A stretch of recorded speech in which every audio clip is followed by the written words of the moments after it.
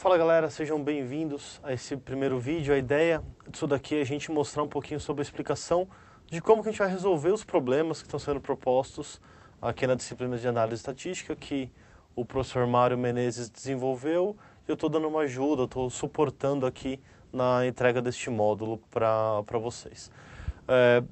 Caso vocês precisem, voltem esse vídeo, revejam a questão da explicação com o R, como que ele funciona, que talvez isso ajude bastante para que vocês entreguem o exercício proposto, tá? Olhando essa primeira atividade, o que a gente está pensando em resolver é esse problema da Pelican Store, né? Então, se vocês acompanharem, a gente colocou para vocês um arquivo PDF que possui essa explicação, possui o que a gente está esperando que seja entregue como complemento aqui para essa atividade. Então, naquele link do OneDrive que foi enviado para vocês por mensagem, tem essa explicação, né? Aqui tem o enunciado, né? Tem a problematização desse exercício, e aqui eu tenho a fonte de dados, o dataset que vai ser utilizado. Esse dataset também já foi disponibilizado para vocês, a gente mandou por mensagem a URL onde vocês conseguem acessar todos os datasets, tá? Então, o que vocês vão fazer é pegar esse dataset da pelican.csv e trabalhar em cima dele. E aqui tem alguns dos pedidos ou alguns dos elementos que são necessários para que a gente faça a resolução desse problema, a resolução do desafio. Se você rolar mais um pouquinho a página aqui, você encontra o modelo da resolução, encontra o que a gente espera que seja feito, ou espera que seja entregue por vocês dentro desse exercício. E é a partir disso que a gente vai avaliar o quanto que vocês estão conseguindo entregar e conseguindo assimilar esses assuntos relacionados à disciplina versus o trabalho de vocês individual para ter esses feedbacks. Então vamos lá. A primeira coisa que era pedida ali era montar um dicionário de dados. E aí a gente fez uma proposição de dicionário onde existem algumas colunas e essas colunas elas são referentes àquele dataset, naquele conjunto de dados da Pelican Store. Então a gente está propondo aqui 5 colunas diferentes, e cada uma dessas colunas ela deve representar as informações ou os elementos de cada uma daquelas linhas que nós temos como coluna no nosso dataset, na nossa base de dados.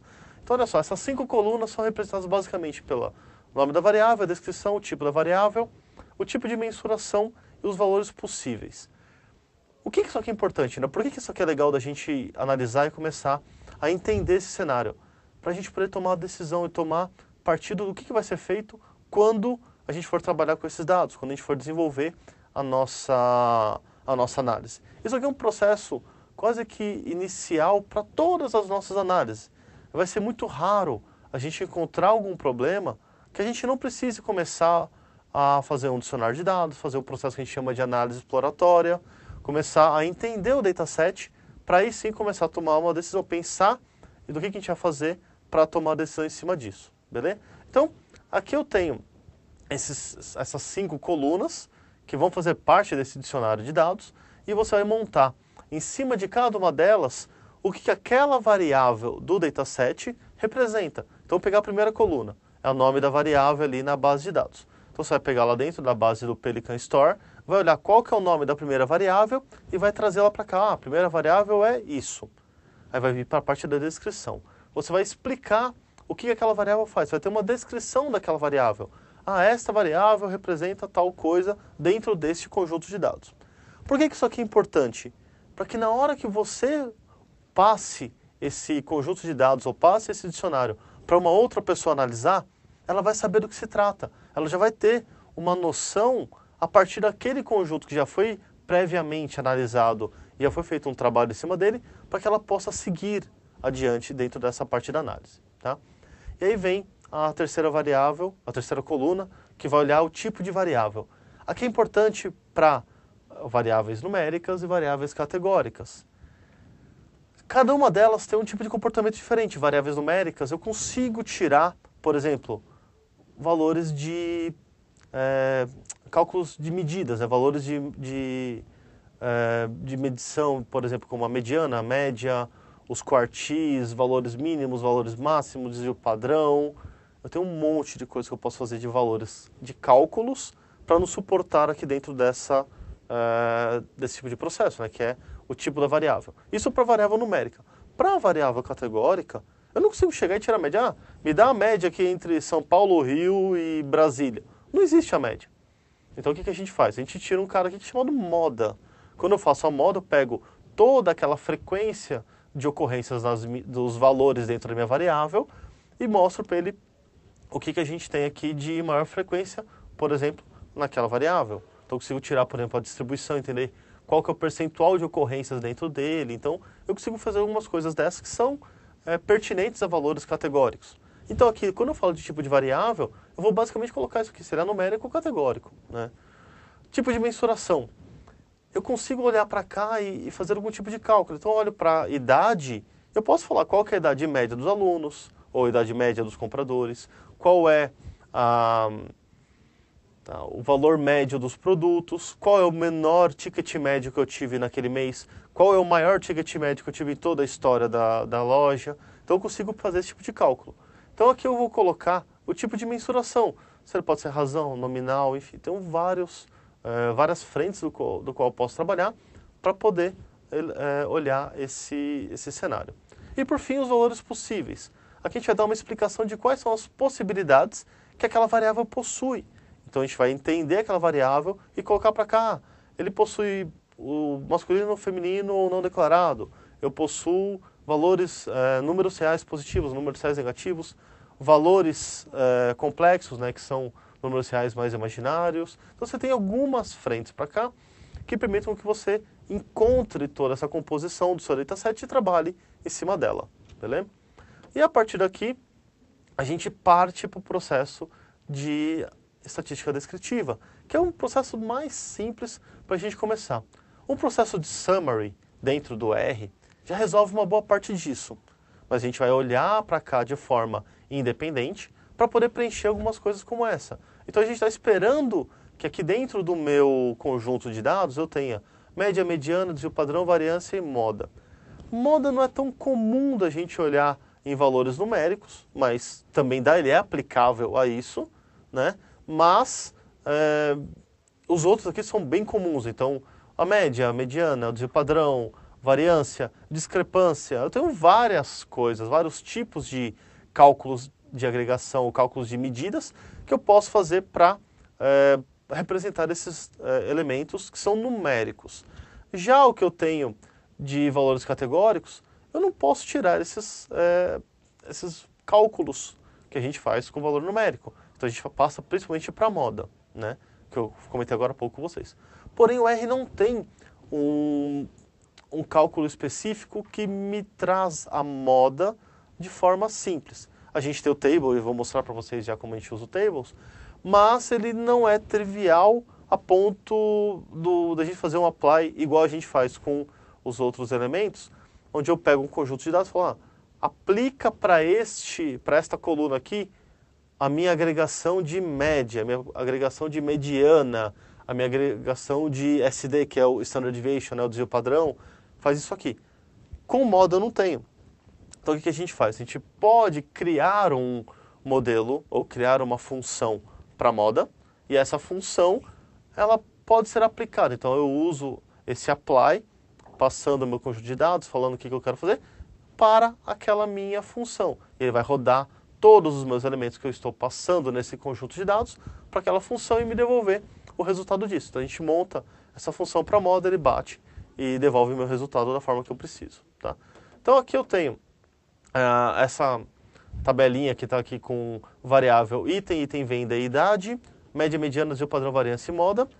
E a mesma coisa eu tenho aqui para baixo, né, uma outra tabelinha que vai receber só os dados da moda. Reparem que uma delas é valor numérico, a outra é para valor categórico. Beleza? Então vamos lá. Se você quiser fazer na mão ou qualquer em outra ferramenta, por enquanto, né, que esse primeiro exercício não é exigido que use o R, então você pode calcular a sua média, mediana, desvio padrão, variância e moda lá no Excel, no Python, no SPSS, no SAS, no Octave, MATLAB. Você fica livre para fazer da forma que você quiser. Eu vou mostrar no R porque é mais simples, no meu caso, porque eu trabalho com R o dia inteiro. Então fica mais fácil de eu apresentar isso daqui. Então, eu vou abrir aqui o meu ambiente do R. A primeira coisa que a gente tem que fazer é carregar. Deixa eu só zerar as variáveis aqui do ambiente.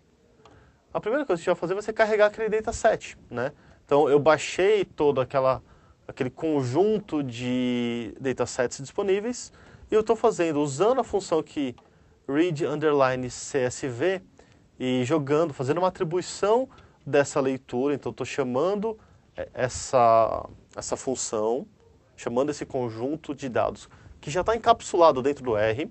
Então, ele vai chamar aqui read_csv, que faz parte desse pacote chamado reader_r, né, o read_r.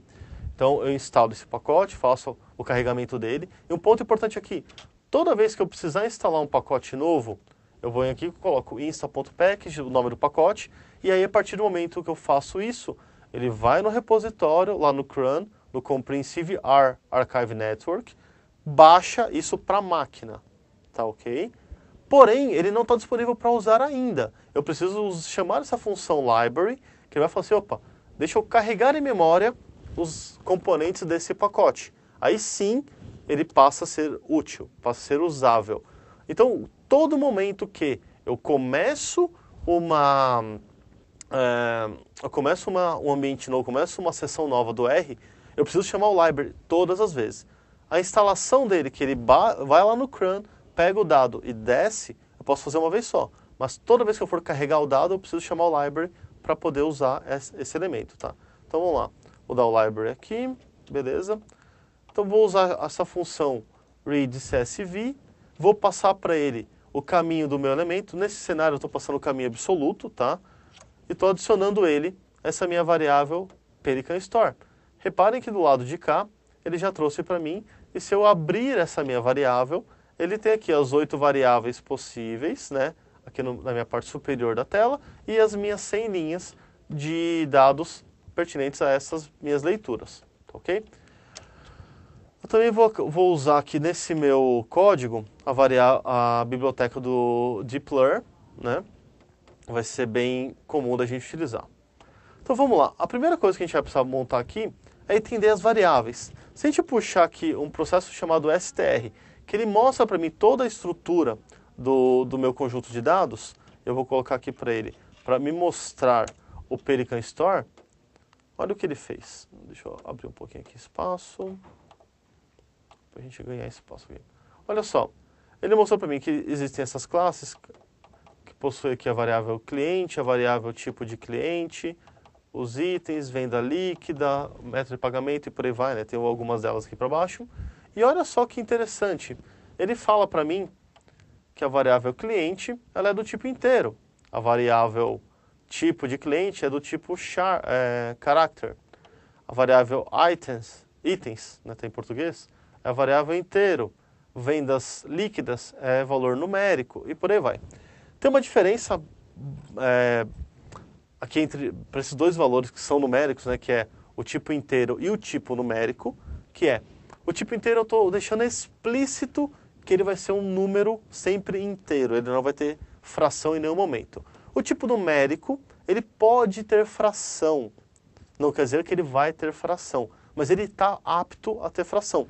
Se você quiser calcular alguma coisa com um valor e ter explicitamente a definição para inteiro, você tem que convertê-lo para inteiro, usando o s.integer, passa para ele o código que você quer, e ele faz essa conversão. Então, temos tem um ponto importante aqui de atenção para que isso seja sempre trabalhado, tá? Então, existe essa pequena diferença entre o integer e o numeric, mas que isso não vai impactar em nada na nossa hora de fazer o cálculo. Por quê? Porque tanto inteiro quanto numérico são possíveis de trabalhar com desvio padrão, trabalhar com média, trabalhar com mediana, trabalhar com valor mínimo, valor máximo, trabalhar com quartis e por aí vai. Tá? Então, dado esse processo com o str, que ele me mostra, ele me apresenta como que esse conjunto de dados aqui está disposto, quais são as características dessas colunas, dessas variáveis aqui dentro. Se você quiser, eu comentei agora há pouco com vocês, tem um comando chamado summary, e eu passo para ele o meu conjunto de dados. Ao fazer isso daqui e executar essa linha, eu posso executar dando Ctrl R, Ctrl Enter ou aqui em cima no menu clicando em Run, ele vai montar para mim um processo de estatística básica com os meus elementos, tá? Então eu vou pegar aqui, por exemplo, a minha variável cliente. Olha só o que ele me traz de informação. Meu valor mínimo, meu primeiro quartil, minha mediana, minha média, terceiro quartil e valor máximo. Vou pegar o tipo de cliente. Ele está falando aqui que ele tem comprimento de 100, uma classe caractere e a moda desse cara é caractere. Itens, a mesma coisa, ele consegue montar toda essa distribuição. Então, existe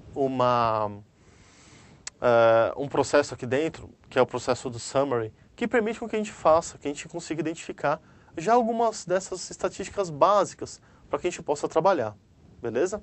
Então, isso aqui são alguns pontos que a gente pode usar para montar essa nossa estrutura. Porém, ali a variável cliente, né, que é essa primeira que nós estamos vendo aqui, ela é uma variável que não necessariamente vai ser interessante, porque ela é o código do cliente. Então eu preciso tirar a média, eu preciso tirar o valor mínimo, o valor máximo. Eu não sei se faz sentido para o negócio olhar para a variável de cliente e falar, olha, a média de clientes que eu tenho aqui é 50. Poxa, se você tem a mediana seria 50, né? Você tem, mas a média nesse caso não me deu. Você tem aqui 100 elementos, 1, 2, 3, até o 100. E ele é sequencial, se você somar todos e dividir por 100, que são esses elementos, que vai dar 50. É o ponto médio, né, dessa distribuição toda. Por quê? Porque ele é um valor sequencial. Apesar de ser numérico, ele não tem um sentido para a gente fazer cálculos numéricos com ele. Não tem o porquê a gente trabalhar com isso, né? Mas vamos lá, vamos começar a pensar algumas coisas aqui. Olha só, pensando na questão do data frame, como que a gente poderia usar o data frame, né, que é uma forma da gente identificar os elementos desse meu dataset, consumindo esse meu dado do Pelican Store. Então, olha só para a gente ganhar um pouquinho mais de agilidade, olha só. Pelican Store, ele tem um processo aqui dentro que é muito parecido com matrizes. Então, se eu fizer isso daqui dentro da minha Pelican Store, olha só, ele vai ser uma matriz que nesse caso aqui ela tem 100 linhas de dados e 8 colunas, 8 variáveis. A gente fala que são 8 variáveis por 100 observações, sendo que cada linha é uma observação. Se eu fizer isso daqui, eu tenho aqui dentro desse meu elemento que está selecionado aqui na tela, ele tem a possibilidade de consumir, né, acessar um determinado conjunto de linhas e colunas dessa minha matriz. Então, valores que eu tenho antes da vírgula, eles são associados às linhas, valor depois da vírgula, a coluna. Então, sempre linha e coluna, linha e coluna.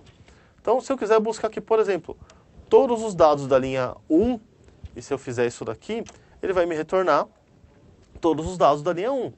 Se eu quiser retornar, vamos pegar aqui de volta, todos os dados da linha 2, ele vai me retornar todos os dados da linha 2. Se eu quiser pegar a linha 2 apenas a coluna 1, ele vai me retornar apenas a coluna 1. Se eu quiser pegar da coluna 2, da coluna 1 até a coluna 4, por exemplo, ele vai me retornar da coluna 1 até a coluna 4. Então tem essa forma de manipulação para garantir que dentro desse conjunto, dessa minha matriz, que possui 8 colunas e 100 linhas, eu faço algum tipo de acesso, faço algum tipo de consulta àqueles elementos, né? Isso aqui eu estou usando a partir do número do índice dessa minha coluna, então, dessa minha matriz. Então, ele começa no 1, né, diferente de algumas outras linguagens de programação, que aquele meu vetor começa no 0, ele começa sempre no 1. Então, processar qualquer um dos elementos que eu queira da minha coluna, eu posso ir do 1 até o 8. 1 é a primeira coluna, 2 é a segunda, 3 é a terceira, assim, até a 8, que é a oitava coluna. E da mesma coisa na linha. A linha 1 é a primeira, a linha 2 é a segunda, até a linha 100, que seria a última linha. Então, qualquer um desses elementos eu poderia fazer acesso via o número da minha célula, né? Via o número da minha combinação entre linha e coluna. Porém, eu posso fazer isso também de forma nominal, que é o que a gente está fazendo aqui. Então, eu estou colocando aqui dentro, por exemplo, esse carinha chamado C, que é o elemento que a gente chama de combine. Então, esse combine, ele fala para mim, olha, me traz os elementos que sejam itens, ou vendas líquidas, ou idade. Então, né, nesse momento, se eu fizer isso daqui e falar para ele, ó, me traz os valores que estejam na linha 1 até a linha 5, esses dois pontinhos aqui ele faz uma composição, né, da 1 até a 5. E no caso, se eu passar aqui, se eu quisesse que fosse da 8 até a 24, seria assim. Eu defino, né, o intervalo, seria como se fosse um range de valores, começando dois pontos, que seria o até, e finalizando. Tá? Então, para ficar um pouco mais simples, eu vou pegar aqui da 1 a 5, e vou falar para ele mostrar para mim apenas os valores das colunas, item, venda líquida e idade. E ao executar isso daqui, ele me mostra da 1 a 5, né, da primeira à quinta linha. Reparem que não é o código do meu elemento, é o ID da linha que eu estou buscando. São os primeiros 5 elementos desse meu data frame. Mas as colunas item, venda líquida e idade. Itens, vendas líquidas e idade. Então ele faz esse tipo de processo. Tá? Posto isso, o que a gente está montando aqui agora? Eu preciso fazer os cálculos que eu estava propondo. Então, no caso aqui, a média, a mediana, o desvio padrão e a variância. Então, se eu quiser criar um novo data frame, que ele tem uma estrutura diferente de uma matriz, apesar de ser muito parecido visualmente com a matriz, a diferença é o seguinte, a matriz ela só recebe valor numérico ou valor categórico, ela tem que sempre manter o mesmo tipo de valor para a matriz inteira, né, o mesmo tipo de dado para a matriz inteira.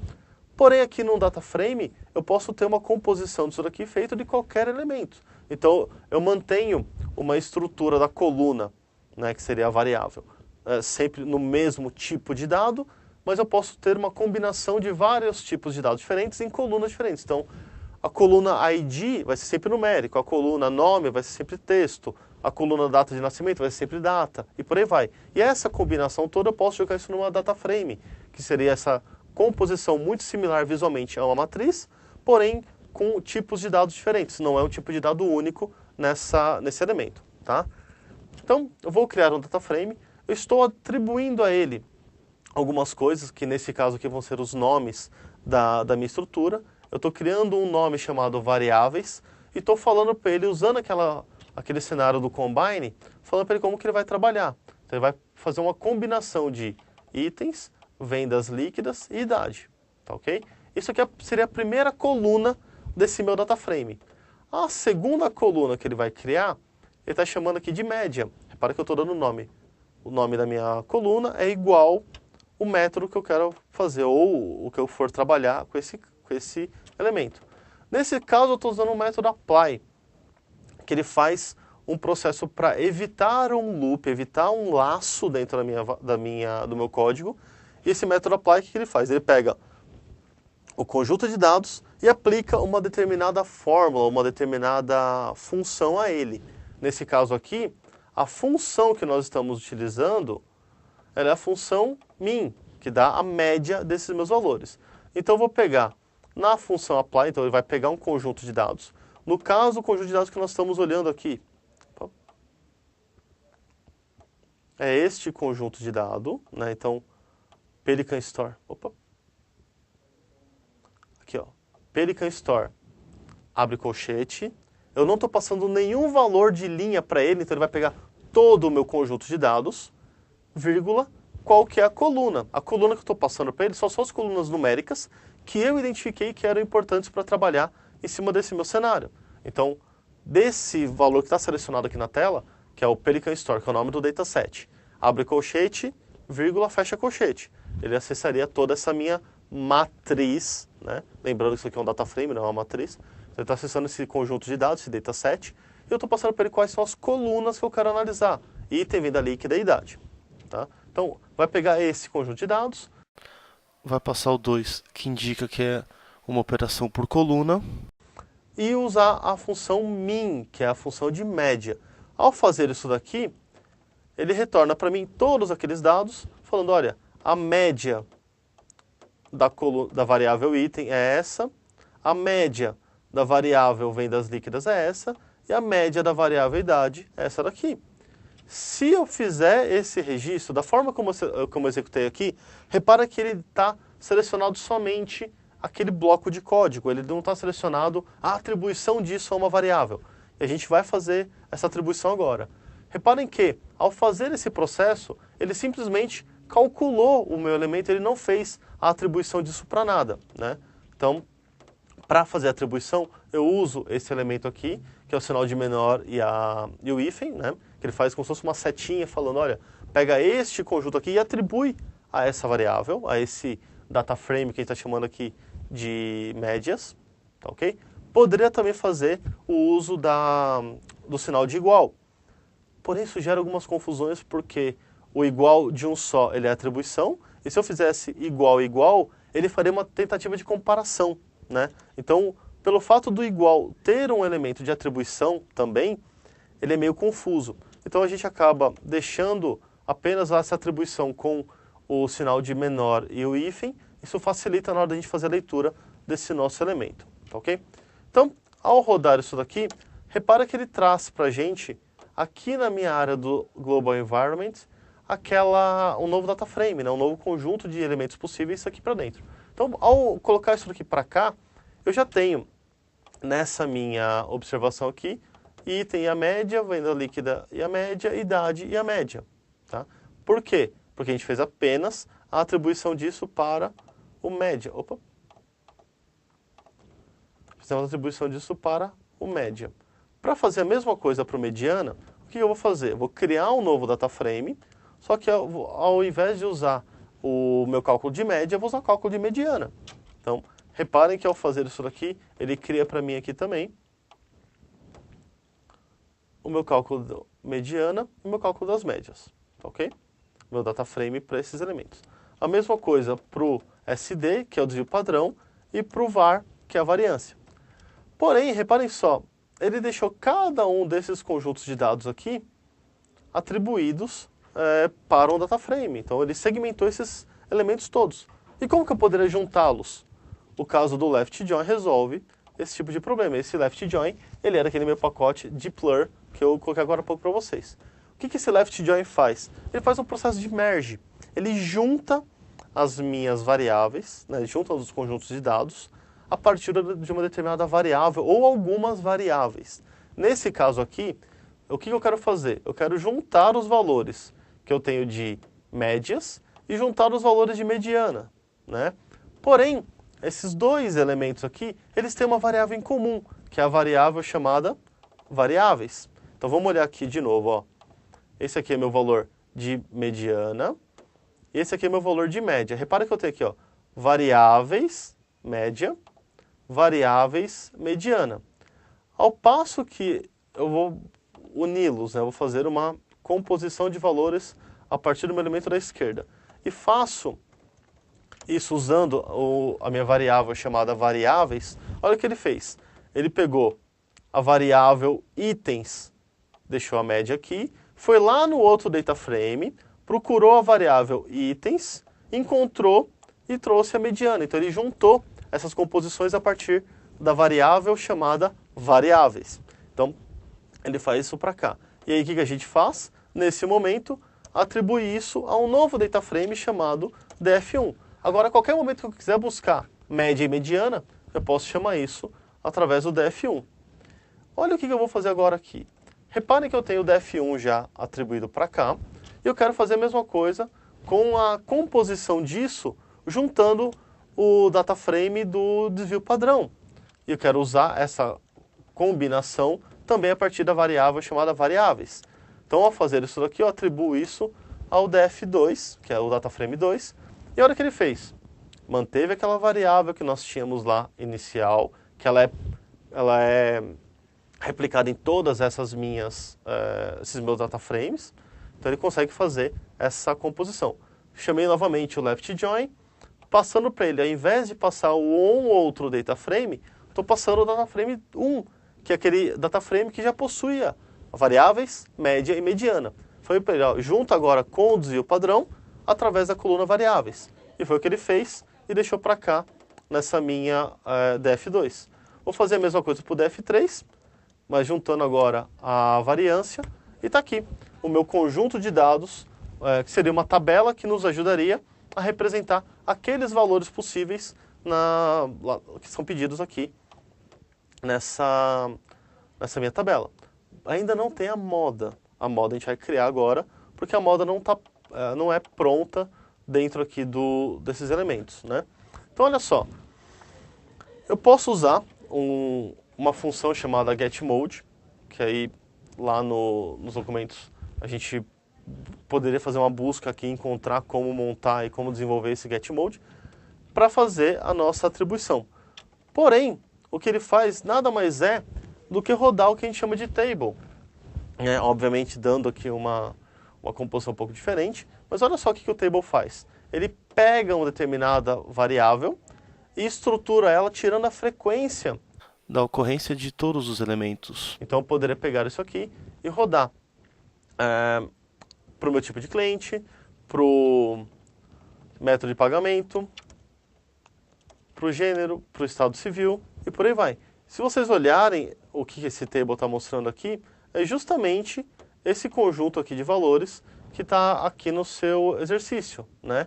E se você simplesmente olhar para cá, sem fazer nenhum cálculo e pegar a frequência, você consegue preencher exatamente esta combinação que fala, opa, para o gênero, eu tenho 93 elementos do gênero feminino e 7 do gênero masculino.